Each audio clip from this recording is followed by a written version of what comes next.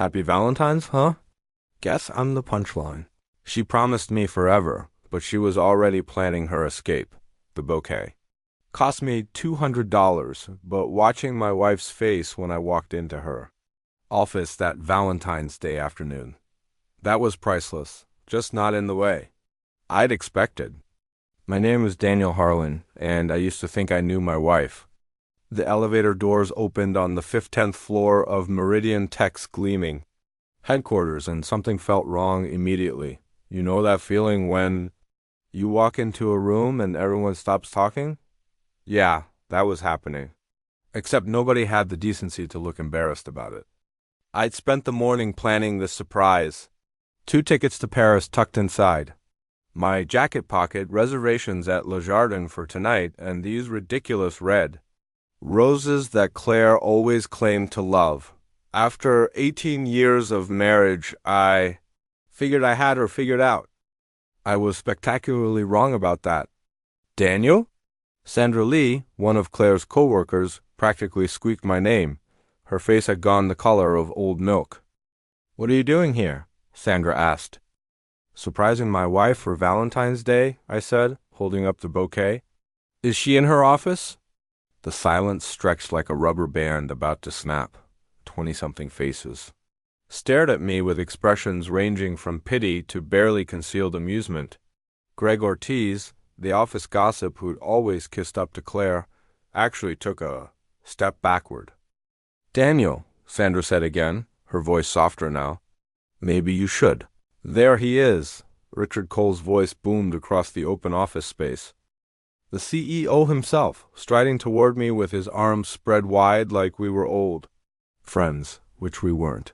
I'd met the guy maybe 3 times at company parties, and each time he'd struck me as the kind of person who practiced his handshake in the mirror. Richard, I nodded, confused by his sudden friendliness. Is Claire around? I wanted to surprise her. Oh, she's going to be surprised, all right, Richard said, and something in. His tone made my stomach drop. He was grinning, but it was the kind of grin you see on a shark right before it bites. That's when I saw her. Claire emerged from the conference room, and she looked stunning. Her dark hair was perfectly styled, her makeup flawless, and she was wearing that blue dress I'd bought her for Christmas, but it wasn't her appearance that stopped me cold. It was the massive diamond ring on her left hand, the ring that definitely wasn't the modest band I'd given her 18 years ago. Congratulations, someone shouted from across the office. When's the wedding? Called another voice. Claire's eyes met mine across the room, and I watched her face cycle through about 6 different emotions in the span of 2 seconds. Shock, guilt, defiance, and finally something that looked almost like relief. Richard walked over to her and, right there in front of God and everyone, pulled her into a kiss that lasted about 10 seconds too long for a workplace setting. When they broke apart, he kept his arm around her waist possessively. Everyone, Richard announced, his voice carrying easily across the suddenly quiet office. I want you all to know that Claire has made me the happiest man alive by agreeing to be my wife. The applause started slowly, then built to a crescendo. Someone popped a bottle of champagne. Sandra actually started crying happy tears, and I stood there, holding $200 worth of roses, feeling like I'd been hit by a freight train. Daniel, Claire's voice was barely above a whisper. She detached herself from Richard and was walking toward me, her heels clicking on the polished concrete floor. Congratulations, I said, surprised by how steady my voice sounded. When's the big day? Daniel, I can explain, Claire said quickly. Can you? I looked at the ring again. It was huge, probably cost more than my truck, because from where I'm standing, it looks pretty self-explanatory. Richard appeared at Claire's shoulder, still wearing that sharp grin. Daniel, right? Richard said. Claire has told me so much about you. Has she? I shifted the bouquet to my left hand and extended my right. Richard shook it, his grip just a little too firm, held just a little too long. Funny, she's never mentioned you at all, I said. The color drained from Claire's face. Daniel, please, not here, Claire whispered. Why not here? I looked around at the crowd of faces watching our little drama unfold. Seems like everyone else already knows. I'm apparently the last one to get the memo. It's not like that, Claire said, but her voice lacked conviction. What's it like then? I asked. Because it looks like my wife just got engaged to another man while she's still married to me. But hey, maybe I'm misreading the situation. Greg Ortiz had his phone out, probably recording the whole thing for social media. Sandra was still crying, but they looked more like tears of embarrassment. Now, the champagne had stopped flowing.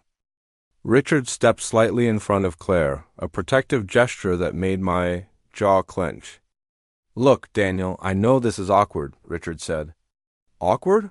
I laughed, and it came out harsher than I intended. My wife getting engaged to her boss at her office Valentine's Day party while I'm standing here with flowers is awkward? No, Richard.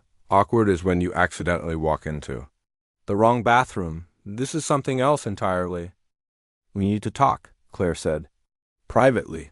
Do we? I looked at her for a long moment, really looked at her. The woman I'd married, the mother of my son, the person I'd trusted with everything I had. You know what, Claire? I think you've said everything I need to hear. I walked over to the nearest desk and set the bouquet down. The roses looked ridiculous against the sleek white surface, like a splash of blood on fresh snow. Daniel, wait, Claire called after me. I was already walking toward the elevator. The doors opened immediately, like the universe was finally doing me a favor, as I stepped inside and turned around. I saw the entire office watching me. Claire had tears running down her cheeks. Richard looked uncomfortable for the first time since I'd arrived. Enjoy the party, I said, as the doors closed. The elevator descended in silence. I pulled out my phone. 80 missed calls from Ethan, my 16-year-old son. He'd been texting me all morning asking if I was sure about surprising Mom at work. That smart kid. Smarter than his old man, apparently. I called him back as I walked through the lobby. Dad? Ethan's voice was tight with worry. Are you okay? I've been trying to call you. I'm fine, son. Just leaving your mother's office, I said. How did it go? Ethan asked. I pushed through the glass doors into the February cold. The sky was the color of old concrete, and there was slush everywhere from the morning snow. Perfect weather for the worst day of my life. Well, I said, your mother's getting married. What? Ethan went quiet for a second. Dad, that doesn't make sense. She's already married to you. Yeah, I said, fishing my keys out of my pocket. That's what I thought too. I climbed into my truck and started the engine. My phone was already buzzing with notifications, texts, missed calls, Facebook messages. Word was spreading fast, but I wasn't ready to deal with any of that yet. Instead, I pulled up my banking app and started canceling things. The Paris trip, the dinner reservations, the joint credit cards, the automatic deposits into our shared accounts. By the time I got home, I'd canceled everything that connected me financially to Claire Harlan, everything except the house. And I was working on that too. My phone rang. Claire. I let it go to voicemail. It rang again immediately, then again. On the fourth call, I answered. What? I said. Daniel, please, you have to let me explain, Claire said. Explain what? That you've been cheating on me with your boss? That you got engaged to another man while you were still married to me? That you humiliated me in front of your entire office? I said. It's not that simple, Claire said. It's exactly that simple, I replied. I was sitting in my driveway now, staring at the house we'd bought together 12 years ago. The house where we'd raised our son, where we'd planned our future, where I thought we were happy. I love him, Daniel, Claire said. Those 4 words hit me harder than anything else she could have said. Not asterisk, I'm sorry, not asterisk. Not asterisk, I made a mistake. Asterisk, just asterisk, I love him. Asterisk, how long? I asked. Silence. How long, Claire? I pressed. 6 months, she admitted. 6 months, while I've been working 60-hour weeks to build my construction business, while I've been planning romantic surprises, while I'd been living my life like everything was normal. My wife had been living a completely different life with another man. The divorce papers will be ready Monday, I said. Daniel, wait, Claire started. I hung up and turned off my phone. Ethan's car was in the driveway. He'd come home from school early, probably. Skipped his last class when he couldn't reach me. Good kid. He deserved better than having his family implode on Valentine's Day. I found him in the kitchen, doing homework at the counter like it was any other day. But I could see the tension in his shoulders, the way he was gripping, his pencil too tight. Hey, Dad, Ethan said, without looking up from his math problems. Hey, yourself, I said, sitting down across from him. We need to talk. Now he looked up, and I saw myself in his dark eyes. Mom's really getting married to someone else? Ethan asked. Looks that way, I said. Are you getting divorced? He asked. Yes, I said. Ethan nodded slowly, like he'd been expecting this answer. Are you okay? He asked. Was I okay? My wife of 18 years had just publicly humiliated me in the most spectacular way possible. My marriage was over, my family was broken, my son was looking at me like I might fall apart at any moment. But sitting there in my kitchen, looking at the one person in the world who still gave a damn about me, I realized something surprising. I was angry, furious, actually, but I wasn't broken. I'm going to be fine, I told Ethan. We both are. And for the first time since I'd walked into that office, I meant it. My phone had been buzzing nonstop for 3 hours. 47 missed calls, 32 text messages. Enough Facebook notifications to crash a server. I'd turned the ringer off, but the screen kept lighting up like a strobe light every few seconds. Ethan was pretending to do homework, but I could tell he was watching me out of the corner of his eye, waiting to see if his old man was going to have a complete breakdown or punch a hole in the wall. Neither, as it turned out. Instead, I was doing something much more therapeutic systematically. Dismantling 18 years of shared finances with the cold precision of a surgeon. Dad, Ethan finally gave up the pretense of studying algebra. What are you doing? Taking care of business, I said, not looking up from my laptop. Did you know your mother has been using our joint credit card to buy gifts for her boyfriend? I turned the screen toward him. Expensive gifts, very expensive. The credit card statement showed charges at jewelry stores, high-end, restaurants, a weekend getaway to some fancy resort upstate, all in the last 3 months, all while she'd been telling me we needed to cut back on household expenses. Ethan's jaw tightened. She bought him stuff with your money? Our money, I corrected, but not anymore. I'd already transferred my business accounts to a different bank, changed the passwords on everything, canceled the credit cards, removed Claire as a beneficiary on my life insurance. It was amazing how much of a shared life you could unravel with a few mouse clicks and phone calls. My phone lit up with a number I didn't recognize. Daniel Harlan, I answered. Mr. Harlan? This is David Chun from First National, said the voice on the line. I'm calling about the irregularities in your account activity today. What kind of irregularities? I asked. Well, sir, you've made several large transfers and account closures in a very short period, David explained. Our fraud detection system flagged it as potentially suspicious activity. I almost laughed. It's not fraud, David. It's divorce. Oh, David said. A pause. I see. Well, is there anything else we can help? You with today? Actually, yes, I said. I need to know about removing someone from a joint mortgage. I can transfer you to our mortgage department, David offered. That would be great, I said. While I was on hold, Ethan came over and sat down next to me. Dad, can I tell you something? Ethan asked. Always, I said. I knew about Mom and that guy, Ethan said quietly. I looked at him sharply. What do you mean, you knew? I saw them together about 2 months ago, Ethan said. I was at the mall. With friends, and I saw Mom having lunch with this older guy. They were holding hands and stuff. His face flushed with embarrassment.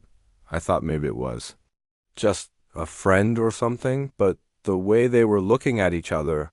Why didn't you tell me? I asked. I didn't know what to say, Ethan admitted, staring at his hands. And I kept hoping I was wrong. I'm sorry, Dad. I should have said something. No, I said, closing the laptop and turning to face him fully. You shouldn't have had to say anything. That wasn't your responsibility, Ethan. That was between your mother and me. My phone started ringing again. Claire, for the 20th time. This time I answered. What do you want, Claire? I said. Daniel, thank God, Claire breathed. I've been trying to reach you for hours. I've been busy, I said.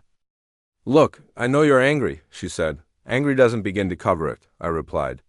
Can we please just talk face to face? Claire asked. About what?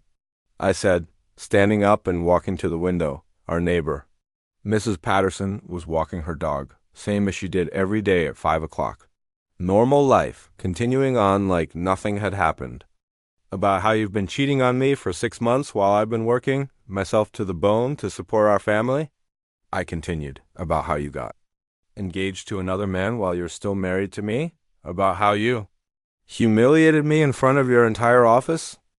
I never meant for you to find out like that, Claire said. How did you mean for me to find out? I asked. Were you planning to tell me at all? Or were you just going to let me figure it out when the divorce papers showed up? Silence?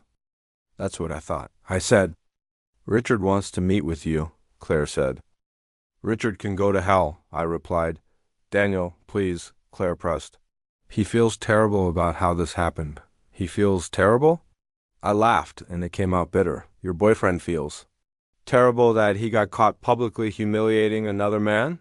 How noble of him. He's not just my boyfriend, Claire said firmly. He's my fiancé. While you're still married to me, he's your boyfriend, I said. And you're still an adulteress. Don't call me that, Claire snapped. Why not? It's what you are, I said. I could hear her crying now, but I felt nothing. No sympathy, no urge to comfort her. After 18 years of marriage, my first instinct had always been to make her feel better when she was upset. Not anymore. I want half of everything, Claire said suddenly. Excuse me? I said, in the divorce, Claire said, her voice steadying. I want half of the house, half of your business, half of the savings. I'm entitled to it. And there it was, the real Claire. Not the heartbroken woman who'd made a mistake, but the calculating person who was already planning how to profit from her betrayal. You're not entitled to anything, I said quietly. That's not how divorce works in this state, Daniel. I know my rights. Claire shot back. Do you? I said. Because I've been doing some research this afternoon, and it turns out that infidelity is still grounds for fault-based divorce in this state, which means you might not be as entitled as you think. Another silence. You can't prove infidelity, Claire said. Can't I? I pulled up the credit card statements on my laptop. Romantic dinners, hotel rooms, jewelry purchases, all documented, all paid for with marital funds. Plus, I'm sure your coworkers would be happy to testify about your relationship with Richard, especially after today's little performance. Daniel, Claire started. Plus, I'm betting Richard isn't the first, I said. A woman doesn't get that good at lying overnight. What's that supposed to mean? Claire demanded. It means I'm going to hire a private investigator, I said. And we're going to take a very close look at your activities over the past few years. Every late night at the office. Every business trip. Every girls' weekend I never heard about afterward. You're being paranoid, Claire said. Am I? I replied. Because right now I'm wondering if anything you've told me in the last 5 years has been true. I hung up and immediately called my lawyer, Robert Malone. He answered on the second ring. Robert, it's Daniel Harlan, I said. I need to file for divorce. Jesus, Daniel, what happened? Robert asked. I gave him the short version. Robert whistled low when I finished. She got engaged to another guy while still married to you in public in front of her entire office, Robert said. Well, that's going to make this a lot easier. Infidelity, public humiliation, dissipation of marital assets. We can work with this. How long will it take? I asked. Depends on how cooperative she wants to be, Robert said. If she fights it, could be a year or more. If she's smart and settles quickly, maybe 6 months. I want her out of the house, I said. I can file for exclusive use and occupancy, Robert said. Given the circumstances, we'll probably get it. Do it, I said. Daniel, I have to ask, Robert said, his voice careful now. Are you sure about this? Sometimes people do stupid things, but that doesn't mean the marriage is over. If you think there's any chance, there's no chance, Robert, I said. Okay, he said. I'll start the paperwork tonight. After I hung up, Ethan looked at me with something that might have been admiration. You're really going to kick her out? Ethan asked. This is my house, Ethan, I said. I bought it. I pay the mortgage. I'm not going to be driven out of my own home because your mother decided to blow up our family. What about me? Ethan asked quietly. Where am I going to live? The question hit me like a punch to the gut. In all my anger and planning, I hadn't thought carefully enough about the custody battle that was coming. You'll live wherever you want to live, I said. You're 16. The court will listen to your preference. I want to stay with you, Ethan said without hesitation. Even if it means changing schools. If your mother moves in with Richard, she might want to take you with her, I said. Ethan shook his head firmly. I'm not living with that guy, and I'm not. Leaving you alone, smart kid. Too smart for his own good, maybe. My phone buzzed with a text from a number I didn't recognize. Asterisk, this is Richard. We need to talk. Asterisk. I showed the message to Ethan, who rolled his eyes. What are you going to tell him? Ethan asked. I thought about it for a moment, then typed back, Asterisk, no, we don't. Asterisk. The response came immediately.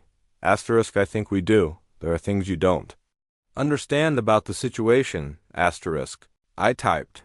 Asterisk, like what? Asterisk.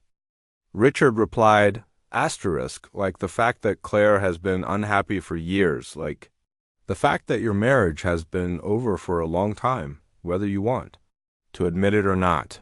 Asterisk, I stared at the message, feeling my jaw clench. This man was going to lecture me about my own marriage.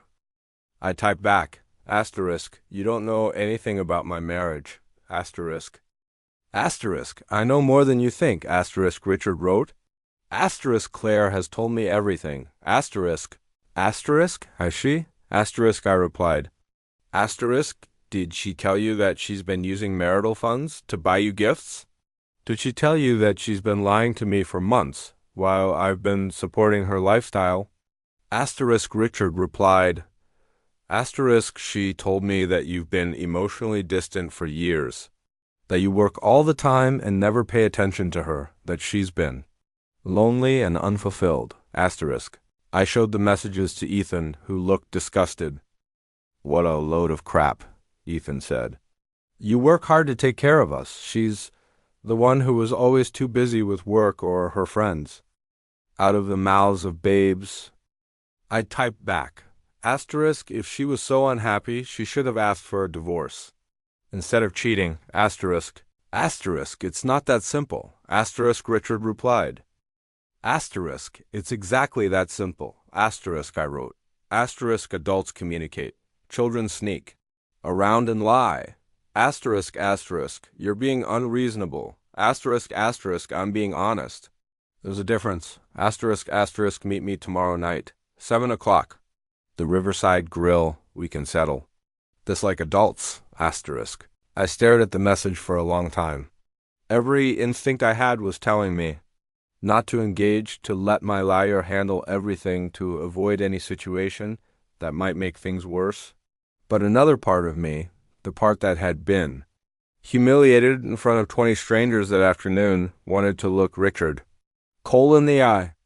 Dad? Ethan was watching me carefully. What are you thinking? I'm thinking your mother's boyfriend wants to meet with me tomorrow night, I said. Are you going to do it? Ethan asked. I shouldn't, I said. But you're going to anyway, Ethan said. Probably, I admitted. Ethan grinned. Can I come with you? Absolutely not, I said. Come on, Dad, Ethan pushed.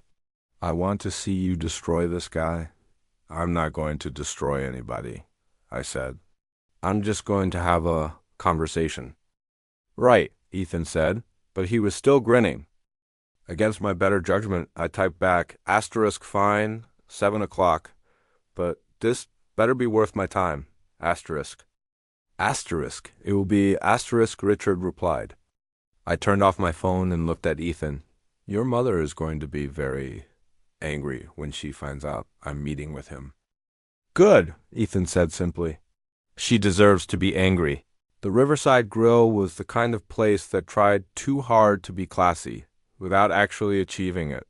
Fake wood paneling, dim lighting that was supposed to be romantic but just made everything look dirty, and a wine list that probably hadn't been updated in 15 years. Perfect setting for a conversation I didn't want to have with a man I already despised. Richard was already there when I arrived, sitting at a corner table with a glass of expensive scotch. He'd changed out of his work clothes into dark jeans, and a cashmere sweater that probably cost more than most people's car payments. Everything about him screamed money and privilege, from his perfectly styled hair to his Italian leather shoes. I'd worn my work boots and a flannel shirt, partly because I'd come straight from a job site, partly because I knew it would annoy him. Daniel, Richard stood up when I approached the table, extending his hand, like we were old friends meeting for drinks. I ignored the handshake and sat down across from him. Let's get one thing straight, I said. We're not friends. We're not colleagues. You're the man who's been sleeping with my wife, and I'm the husband you've been betraying. So let's skip the pleasantries and get to whatever it is you want to say. Richard's smile faltered slightly, but he recovered quickly. Fair enough, he said. I appreciate your directness. I doubt that, I replied.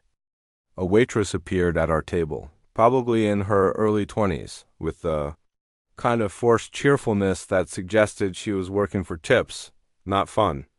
Can I get you gentlemen something to drink? She asked. Scotch, I said. Whatever you've got that's not overpriced. The same, Richard added, even though he already had a full glass. When the waitress left, Richard leaned back in his chair and studied me like I was a problem he was trying to solve. You're not what I expected, he said, finally. What did you expect? I asked. Someone older. More worn down, Richard said. Claire described you as? Someone who'd given up on life. Claire says a lot of things, I said. Most of them aren't true. She says you work constantly, Richard continued. That you never spend time with her anymore. I work hard to support my family, I said. That's what husbands do. Is it? Richard asked. Or is it what you do to avoid dealing with problems at home? The waitress returned with my scotch. I took a sip and let Richard's question hang in the air for a moment. You want to know what the problems at home were? I said finally. My wife was cheating on me with her boss. That was the problem. Everything else was just symptoms. The cheating started because she was lonely, Richard said. The cheating started because she's selfish and dishonest, I replied. Richard's jaw tightened. You don't know her like I do. I've been married to her for 18 years, I said. How long have you known her? 8 months, Richard said. 8 months, I laughed. And in 8 months you think you understand her better than I do? I understand what she needs, Richard said. What she needs is a divorce lawyer, I said. Because that's what she's going to get. Richard took a long sip of his scotch, visibly trying to control his temper. I didn't ask you here to fight about who knows Claire better, he said. I asked you here because I want to make this as painless as possible for everyone involved. Painless for who? I asked. You? Because it's already pretty painful for me. For all of us, Richard said. Including your son. The mention of Ethan made my blood pressure spike. Leave my son out of this, I said sharply. He's going to be affected by how we handle this, Richard said. There is no asterisk we asterisk in this situation, I replied. There's me, there's my cheating wife, and there's you, the man she's been cheating with, Ethan will be fine because he's going to live with me. Are you sure about that? Richard said, and something in his tone made me look at him more carefully. What's that supposed to mean? I asked. Claire is a good mother, Richard said. She loves Ethan. She has a funny way of showing it, I said, blowing up his family on. Valentine's Day doesn't strike me as particularly maternal. She didn't plan for it to happen that way, Richard said. How did she plan for it to happen? I asked. Was she going to wait until after graduation? After college? When exactly was she planning to tell me? She'd been living a double life? Richard didn't answer, which was answer enough. She wasn't planning to tell me at all, was she? I said. She was just going. To keep both lives going for as long as possible. It's complicated, Richard said. No, it's not, I replied. She wanted to have her cake and eat it too. Keep the security of being married to me while having her fun with you. That's not how it was, Richard insisted. Then how was it? I asked. Richard drained his glass and signaled for another. She was trapped in a marriage that wasn't working, he said. She found something real with me, but she didn't know how to get out of her situation without hurting people. So instead, she decided to hurt people anyway, I said, just in a more spectacular fashion. She made a mistake, Richard said. She made a choice, I corrected. Multiple choices over a period of months. That's not a mistake. That's a pattern of behavior. The waitress brought Richard his second drink. He took a large gulp before, continuing. I want to marry her, he said. I got that impression when you proposed to her this afternoon, I said. I mean really marry her, Richard said. A real wedding, a real life, together. Then you're going to have to wait for our divorce to be finalized, I said. How long will that take? Richard asked. Depends on how cooperative she wants to be, I said. What if I could make it worth your while to be cooperative? Richard asked. I set down my drink and looked at him carefully. Are you trying to bribe me? I asked. I'm trying to find a solution that works for everyone, Richard said. The solution is simple, I replied. She files for divorce. We split our assets according to state law, and you two live happily ever after, or don't. I really don't care. What if there was a way to make the financial aspect more favorable to you? Richard pressed, leaning forward and lowering his voice like he was sharing state secrets. I'm willing to compensate you for the inconvenience this situation has caused. Compensate me? I said flatly. Yes, Richard said. You want to pay me to divorce my wife so you can marry her? I asked. I want to make sure you're not financially disadvantaged by this situation, Richard said. I stared at him for a long moment, trying to decide if he was serious.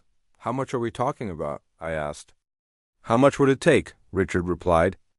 You really think this is about money? I said. Isn't everything? Richard asked. And there it was. The fundamental difference between us. Richard Cole thought everything had a price. That every problem could be solved by throwing enough money at it. He probably thought I was just another blue-collar guy who could be bought off with a big enough check. He was wrong. Let me tell you something about money, I said. I've got plenty of it. My construction business is worth about $2 million. I own my house free and clear.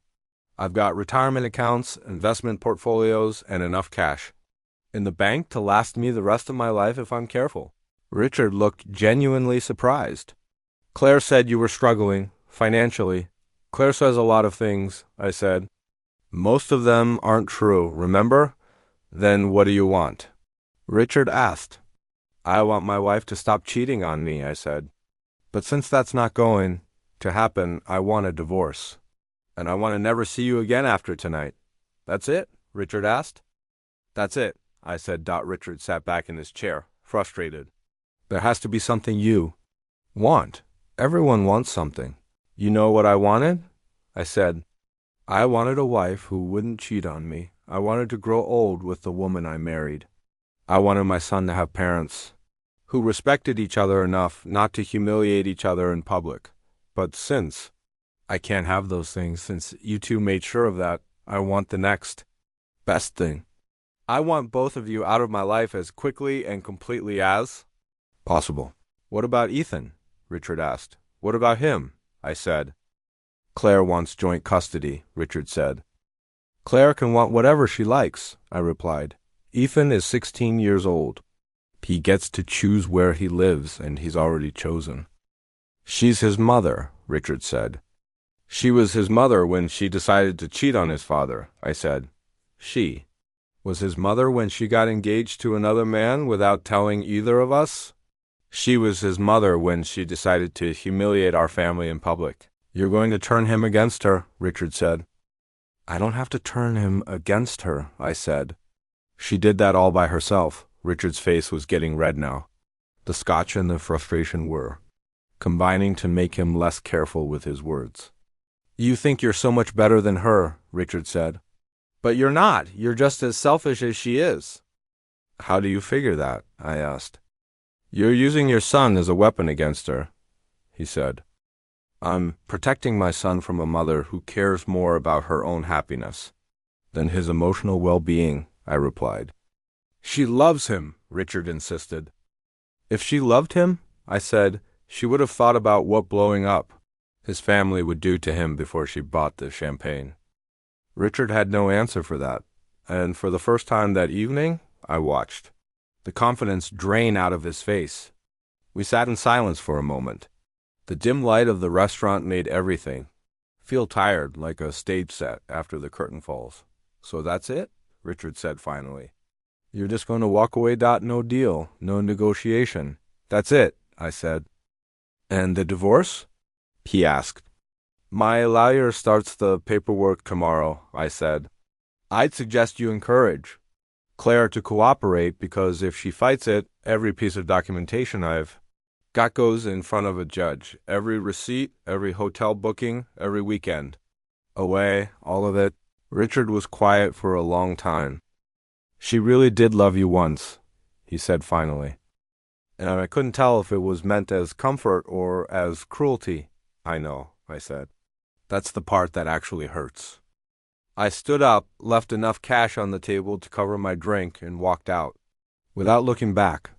The February cold hit me again as I pushed through the door. Same slush on the sidewalk, same gray sky. But something felt different now, lighter in a way I hadn't expected. The divorce was finalized 7 months later.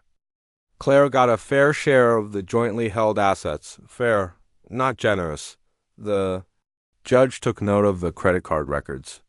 Richard's lawyers pushed for more, but Robert held the line. Claire moved into Richard's downtown apartment before the ink was even dry. Ethan stayed with me. He finished his junior year at the same school, kept the same friends, drove the same beat-up car I'd helped him fix the previous summer. Some nights he was quiet in a way that told me he was processing something he didn't have words for yet. I didn't push. I just made sure the kitchen light was always on when he came home late, and that there was food in the refrigerator, and that whenever he did want to talk, I was there. Claire called sometimes in the first few months. She and Ethan had their own arrangement dinners on alternate Sundays, occasional weekends. It was fragile, and sometimes it broke, and they'd go weeks without speaking, but it never broke. Permanently. He was her son, after all. That part didn't change. I didn't call her, and she stopped calling me. That was the right thing. Some silences aren't cold, they're just clean. I heard through mutual friends about a year later that Claire and Richard had set a wedding date. I didn't feel much when I heard that. Not anger, not satisfaction. Just a kind of quiet finality, like closing a book you'd already read twice and putting it back on the shelf. What I did feel, and this surprised me, was grateful. Grateful for my son, who turned out better than any father had a right to expect. Grateful for my business, which had its best quarter on record that spring. Grateful, even, for that terrible Valentine's afternoon, because without it, I might have spent another 5 years not knowing what I was actually living inside. Some people fall apart when the floor gives out. Others find out only then what they're actually standing on. I rebuilt, quietly and without ceremony, not all at once. Not without some nights that stretched longer than they should have, but steadily the way a man rebuilds. A structure that's been badly damaged, checking each beam before he trusts it. Taking his time.